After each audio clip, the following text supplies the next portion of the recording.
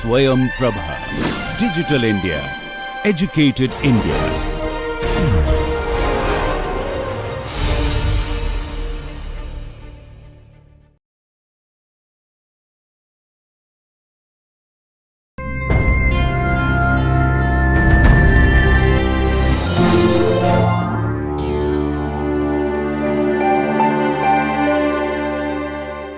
Hello and welcome to today's session where we continue to discuss the short story by William Faulkner, A Ruse for Emily. As we had started looking at in the previous session, this is a story in which where Faulkner has exemplified the life of this woman, Emily, in the context of the American South. We also briefly recall that Faulkner has usually been trying to portray the life of the American South, and the context of this short story is also in the aftermath of the Civil War, after the abolition of slavery, a period during which an economic and social reconstruction is happening in America. We were also trying to take a closer look at the short story. Towards the end of the second section, we realized that Emily, according to the narrator, is beginning to show certain signs of very peculiar behavior, rather abnormal kind of behavior, when she holds on to her father's dead body and refuses to admit that he is dead. And she had to be forced and coerced into giving up the dead body after 3 days. So this also gives us a sense that Emily is a character who is forever in denial. Her idea of history, her idea of society, her value system, her idea of her own life, it's frozen in time. She is completely oblivious to the changes which happen in terms of seasons, in terms of generations, in terms of the changing order of systems, in terms of the societal norms or the governmental norms. She's completely oblivious to those things. We find that getting displayed in minor as well as major ways in this short story. There are five sections altogether in this story, and many critics have pointed out that this also is a perfectly written story in that sense. There is a kind of a formatic perfection which has been attributed to this story, and the way it has been divided into 5 neat sections. And there is a sense of chronology which is distributed across this narration. Several critics and readers tried to give a sense of, at least a tentative sense of the dates and to reveal the exact nature of the chronology which this story projects. Except for one date that this story mentions, which is 1894. This appears in the first section of the story when we are being made privy to this information that it was in 1894 when Colonel Sartoris, the mayor, remitted her taxes, the dispensation dating from the death of her father on into perpetuity. So except for this date, we only have certain other kinds of indicators of time. For instance, the section 3, the third section of this story, it begins by saying she was sick for a long time. When we saw her again, her hair was cut short, making her look like a girl with a vague resemblance to those angels in colored church windows, sort of tragic and serene. There are different indicators of time that we get. There are different descriptions of Emily given at various points of time, which also will give us the understanding that Emily is also aging and that Emily is changing in different ways physically.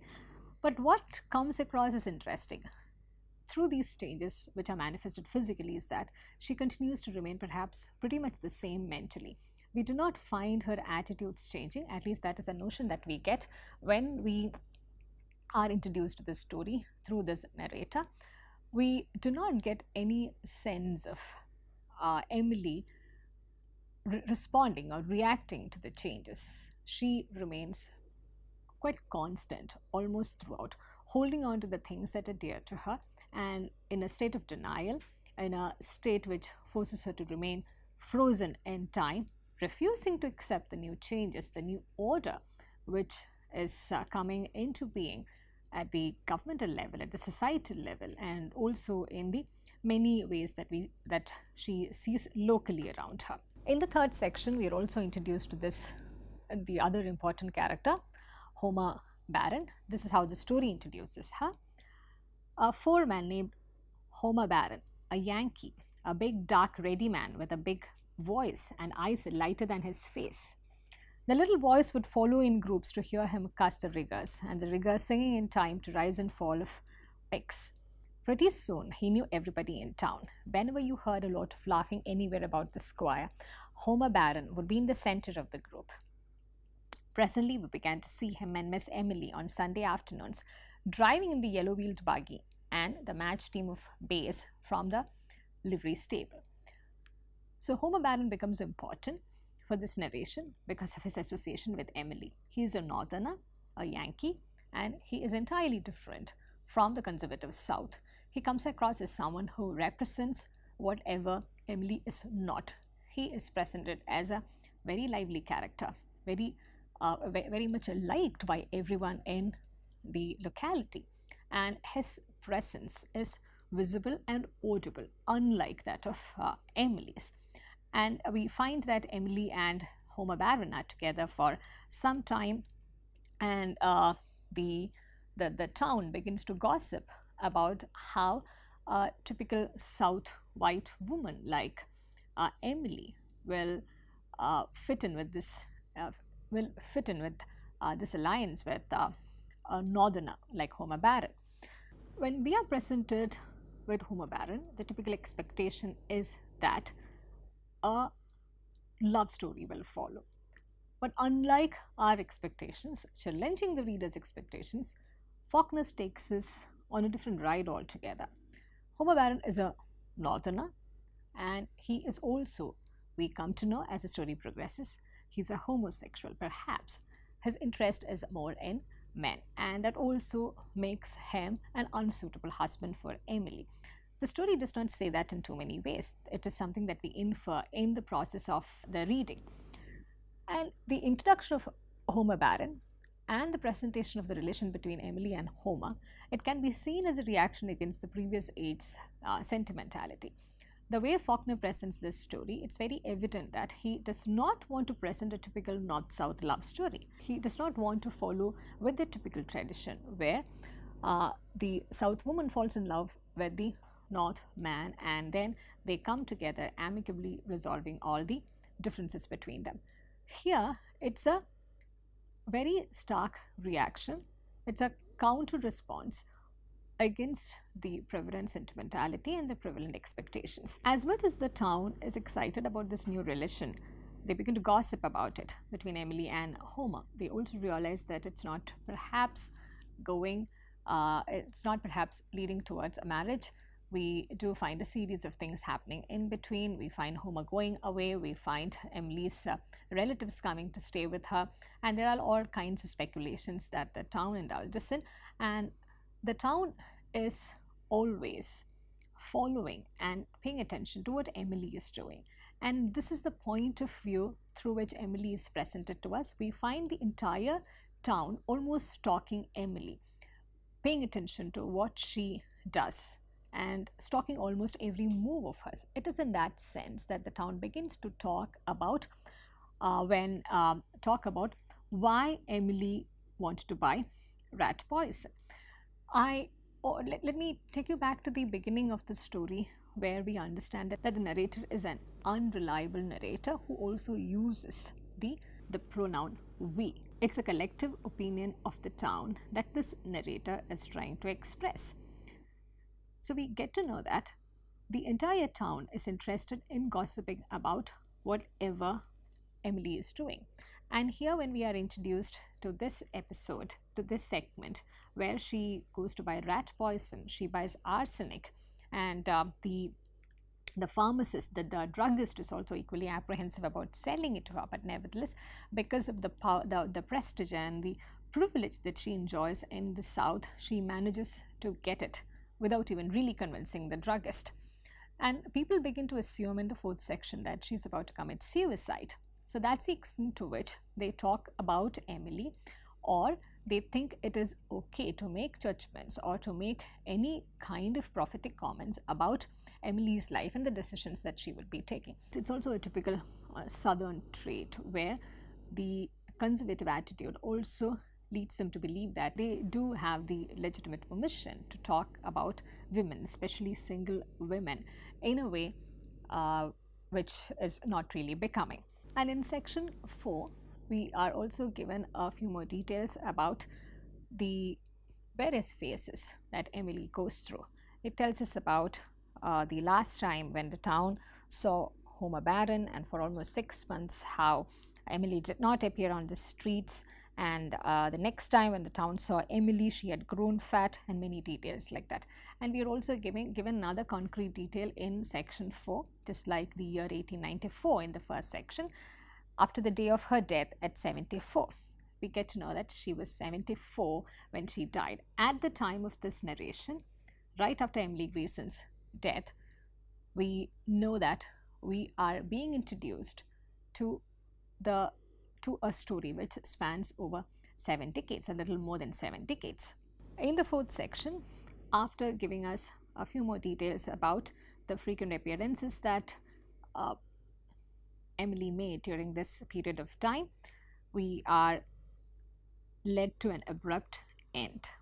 The last segment in section 4, she died in one of the downstairs rooms in a heavy walnut bed with a curtain, her grey head propped on a pillow yellow and mouldy with age and lack of sunlight. This description also tells us about the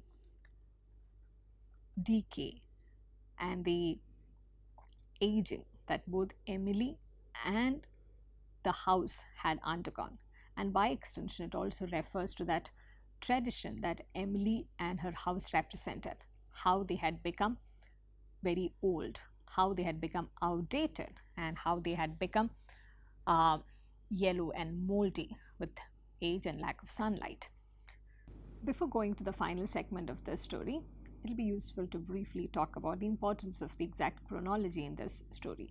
As pointed out, many researchers and critics, they have tried to recreate the chronology, trying to find out when exactly what happened. Like most other works of Faulkner's, here also he's left us a lot of clues. He's left a lot of clues for the readers to recreate the chronology, to fit the puzzle. And there are also a few things that he would deliberately leave as a gap. John L. Skinner, in one of his essays on A Rose for Emily, he points out the exact chronology is actually of little interest or relevance and may indeed be irrecoverable. Any small discrepancies in the text are quite compatible with the character of the narrator. In spite of this, we also make a brief attempt to recreate the chronology. These are tentative dates. There could be a difference of 2 to 3 years in this. This is a recreation based on the single date that we get at the outset of the story, 1894, the year when the mayor decides to exempt the Griersons from the taxes. So roughly it can be considered that Miss Emily Grierson was born in 1861. The range could be up to 1864. It's safe to assume that she was born somewhere between 1861 and 1864. And by 1893, and in this way we continue to create, it's when Emily's father dies, and it's in 94 that Emily meets Homer Barron. It's notable here to mention that Emily meeting Homer Barron after the death of her father is very important, because when her father was still alive, he had not approved of a number of suitors who would not fit in with the family tradition or the aristocratic setting. And in 1895, that's when Homer is last seen entering Miss Emily's house, and around this time Emily is also over 30. 1895 is when the incident related with the smell occurs. And in 1895, we also know that Miss Emily stays in for 6 months. Between 95 and 98, Emily emerges. She's more visible to the town, and people notice that her hair begins to gradually turn grey. By 1909, again, she does not leave the house for about 5 years. By 1904, she's again visible for about 7 years, giving china painting lessons. By 1911, she stops giving these lessons, and then again she spends almost a decade, almost 10 years, without maintaining any contact with the town. Please bear in mind that these are not exact dates, these are mostly tentative. It can be a couple of years more or less. By 1925, this is when the newer generation begins to inquire about the grievances. They begin to talk about the taxes. They are more aware of the changing economic order. They also want to incorporate the Griersons, Emily's family, into the tax-paying category. And this happens almost 30 years after the smell. And the smell, the incident of the episode of the smell, where people complain even to the judge about the smell which is coming out from her backyard, that had happened shortly after her father's death. And this incident, which happens in 1925, where the newer generation go to ask her about the taxes, that is perhaps the last contact that she has with the town. And of course, we also know that she is oblivious to the changing times and the changing rules, and she refuses to accept this request or even interact politely with them. By 1935, at the age of 74, we find that Emily Grierson dies. Toby, her manservant, the Negro, that's how he is described, he leaves the house. And Toby is also one interesting character. He does not maintain any contact with the town either. He can be seen as an extension of Emily. We do not get to know anything about Toby except for the fact that he goes out once in a while to the market, and people find it extremely difficult to extract any secret or any information from him. He remains as this trusted black servant in the Griersons' house until the moment Miss Emily dies. And this is one concrete way in which we find the story and Emily's house preserving the southern tradition, preserving the hierarchy of race, a hierarchy of class, till the moment of Emily's death. And towards the end, we also realize that the funeral is about to happen 2 days later, and then the climax happens when the narrator takes us to that room upstairs, which no one has seen in the last 40 years. And what happens in that room and the sight that they see and the resulting interpretation, that's a resolution of the story, and that one incident gives a lot of meaning to this entire series of episodes that we were introduced to. In the final section, this is the passage which talks about that room. Already we knew that there was one room in that region above stairs which no one had seen in 40 years and which would have to be forced. They waited until Miss Emily was decently in the ground before they opened it. And even at the time of her death, we realized that the town does not continue their interest in her. They had always been gossiping about her, and even at the time of her death, their interest is in unearthing more secrets about Miss Emily. This also perfectly justifies the use of the title, A Rose for Emily. This is going to be that moment, the climax is going to be that moment when the confidentiality, the secrecy with which Emily led her life, it's going to be torn apart. The veil is going to be removed. And it also tells us about this continuing invasion in the conservative South into private affairs even after the order had changed. There are multiple ways in which we find change occurring in this short story, in the form of the new generation asking for taxes, in the form of people seeing the decay and the aging of a tradition of this aristocratic household.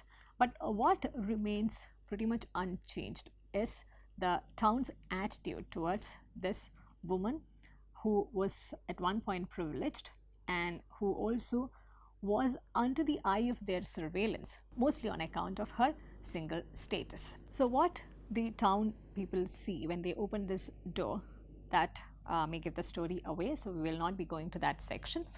So that final segment brings in a certain kind of a closure, but at the same time it does not really resolve anything, and that's a point I think Faulkner also wanted to leave behind.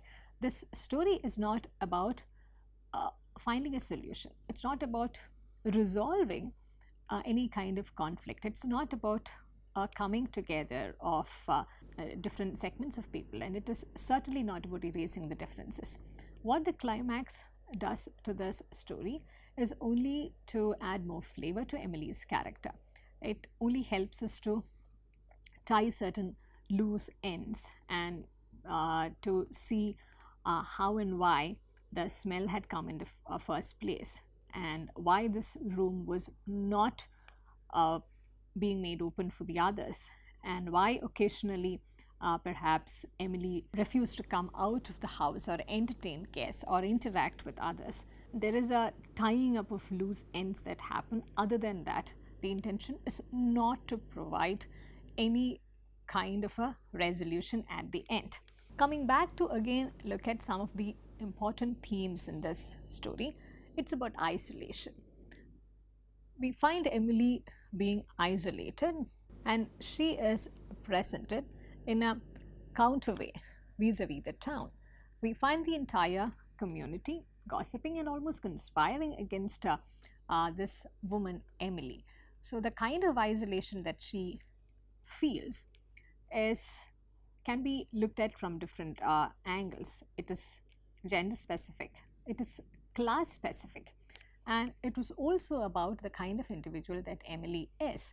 There are certain things about Emily which completely cannot be understood within the framework of gender and within the framework of class alone. There is also certain another kind of her personality, which is perhaps a continuation of her of the dominating nature of her father, or perhaps the inability in her to find suitable friends. The only kind of relationship that she sustains throughout is this master-servant relation that she has with the Negro Toby.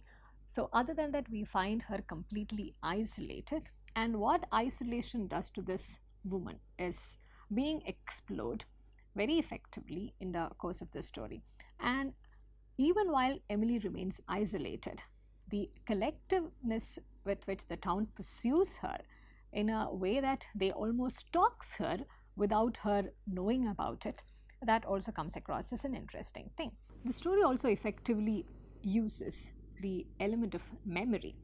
The story is in the form of a kind of a recollection. We have a narrator who's not a reliable narrator, it's an unreliable narrator, but the way Faulkner makes use of this narrator, he is cleverly manipulating this narrator to remember things in a particular order, so that the narration will have a certain element of suspense. It will also have a racy effect to it, and it also ensures that it never loses the attention of the readers.